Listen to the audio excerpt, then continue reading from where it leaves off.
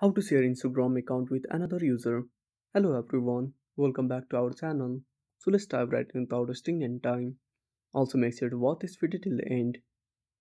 Before starting the video, make sure to update Instagram to the latest version. Then open up Instagram on a device. Then tap on the search icon. Now tap on the search bar. Now type the person name. Now tap on the account or simply tap on search. Now click on accounts. Now go to the profile.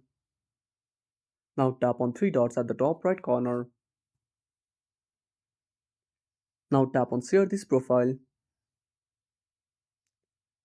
Now select the chat you want to share to and tap on send. Or you can simply tap on three dots and tap on copy profile URL.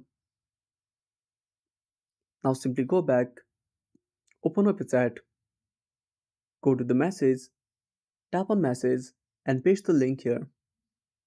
Now tap on send and that's it. Thanks for watching. Make sure to subscribe our channel and hit the bell icon. See you in the next video.